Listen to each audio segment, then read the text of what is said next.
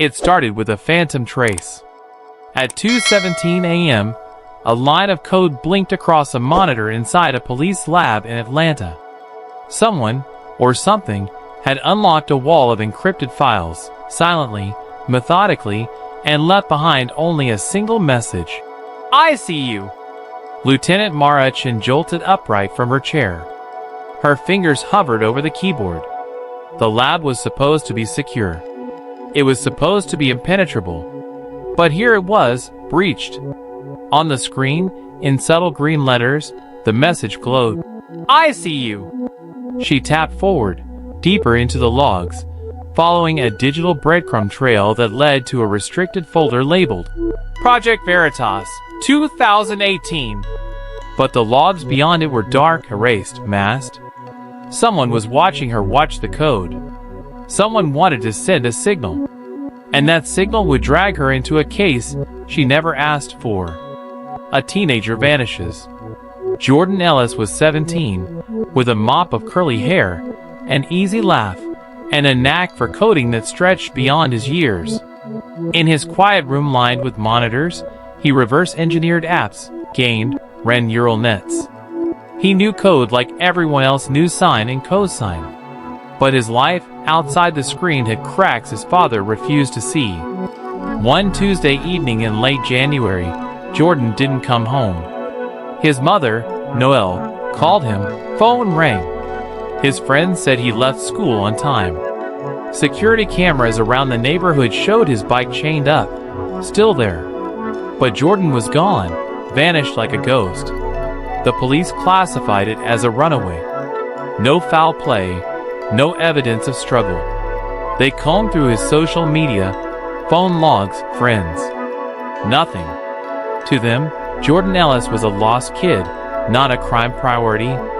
But one person refused to believe Jordan simply walked away. Mara Chen did.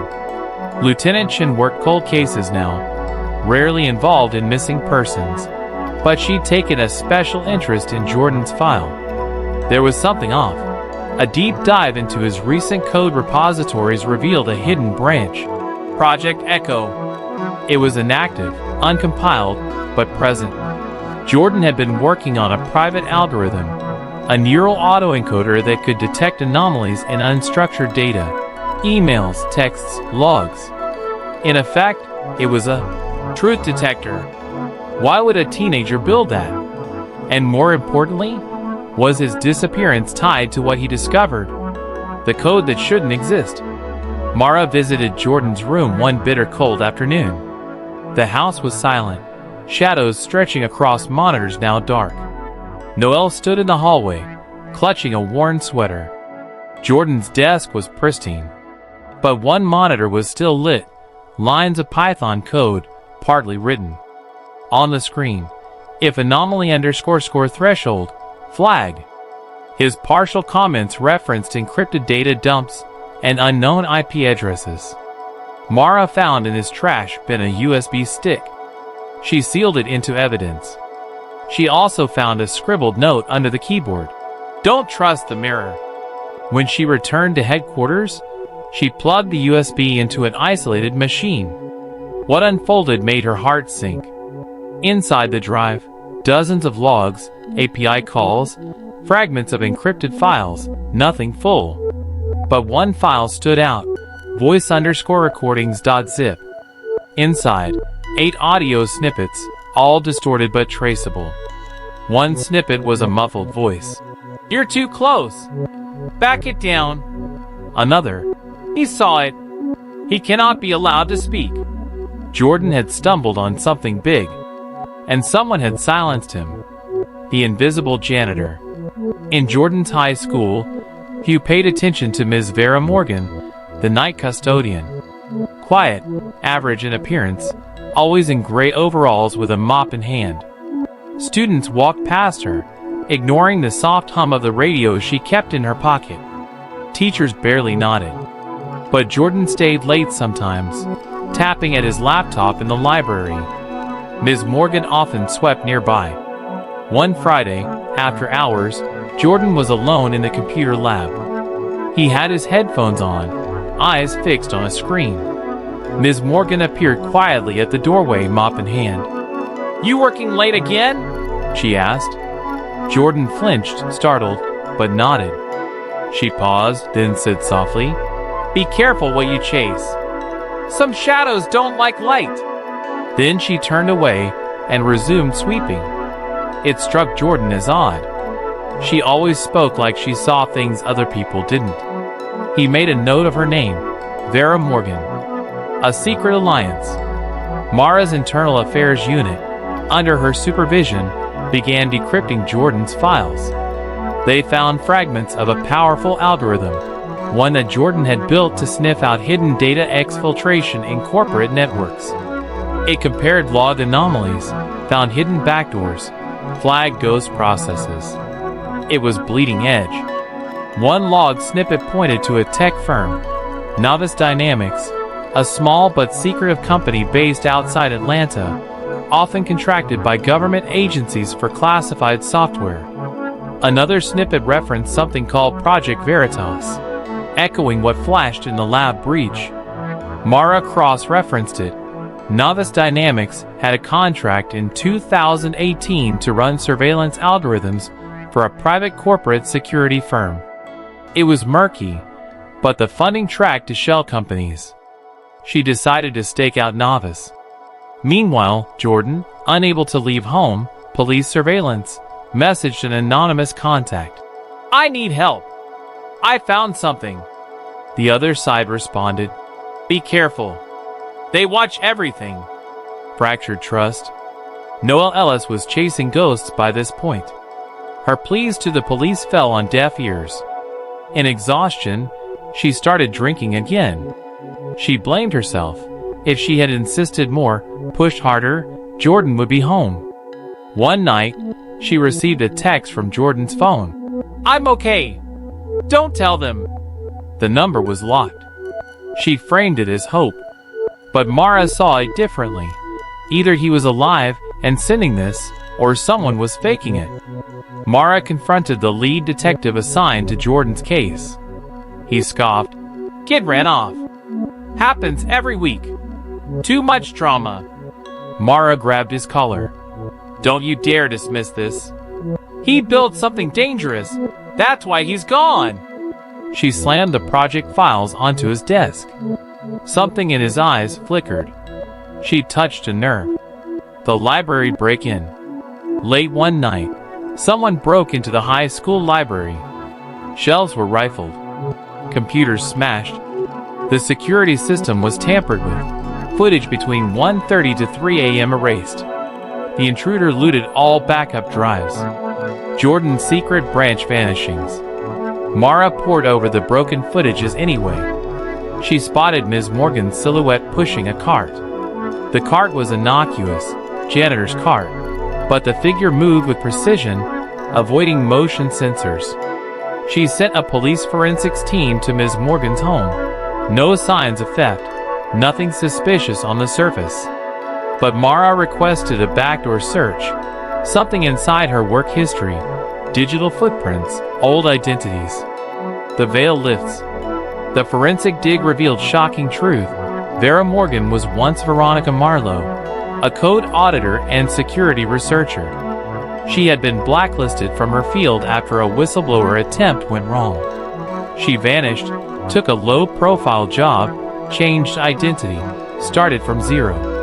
Her personal hard drive, hidden in a false wall in her apartment, held archives, Project Veritas, shadow contracts, codes for neural net surveillance, evidence of unauthorized data collection by Novice Dynamics, and contracts from powerful private interests. She had been tracking them for years. Mara met with Vera in a deserted bookstore basement under cover of night. Vera slid her hand over a folder. "Jordan found Veritas," she whispered. "He was uncovering how Novice used backdoors to monitor dissenters, activists, even school systems. His code flagged a silent deletion process. They couldn't allow him to continue." Mara's head spun. The layers of betrayal, the hidden systems. Vera continued, "I fought this long ago, but I never had someone like Jordan. He reignited it. They shook hands. A pact. Vera would teach Mara the architecture. Mara would bring the muscle. The infiltration. Together, they mounted a covert operation. Vera led Mara through code bases, backdoors, compromised servers. They traced network routes from novices' data centers to shell companies, to satellite links. Through a combination of penetration tests, traffic analysis, and digital forensics, they discovered a central node, a server cluster buried in an abandoned warehouse plant in South Atlanta. On a moonless night, Mara and 2 cyber units raided the site. Inside the warehouse, humming racks of servers glowed. Cables snaked overhead. It felt like the guts of a digital beast.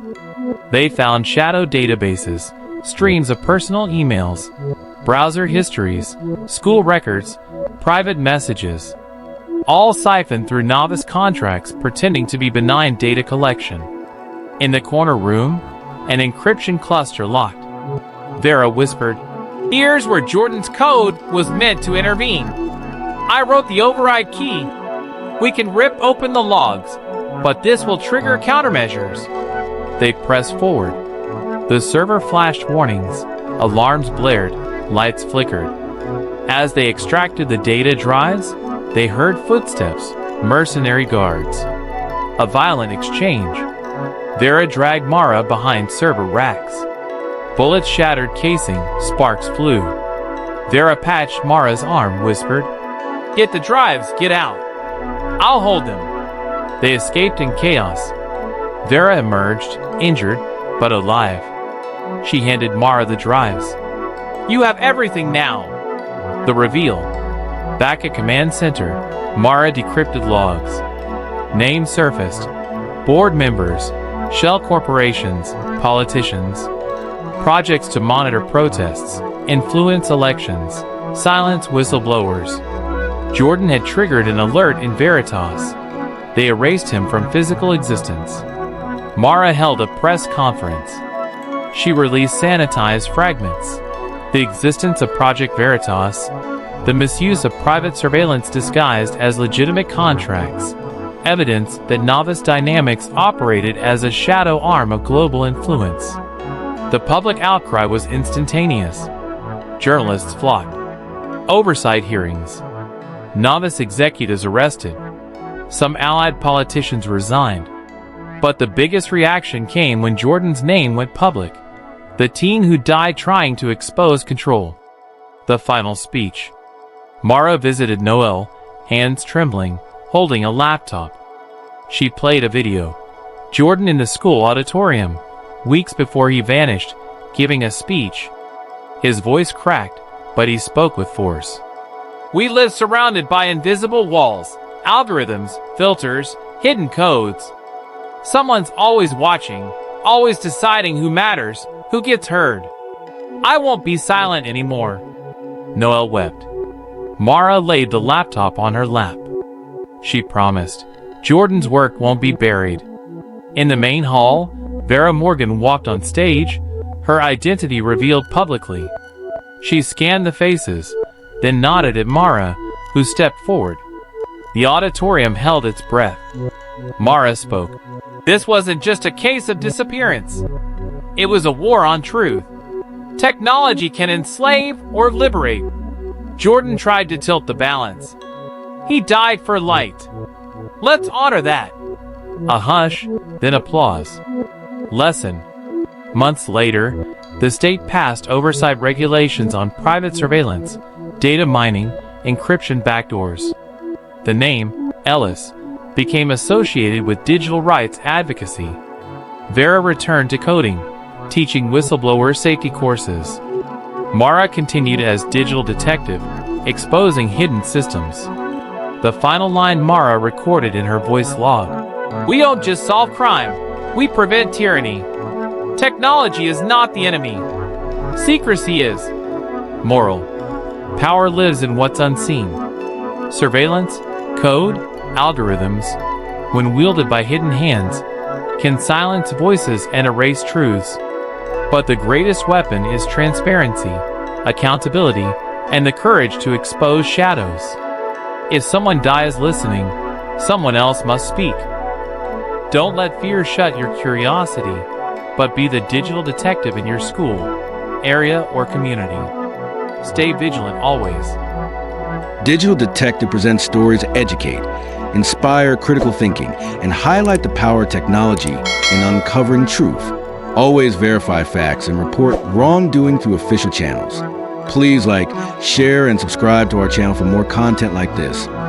Thank you.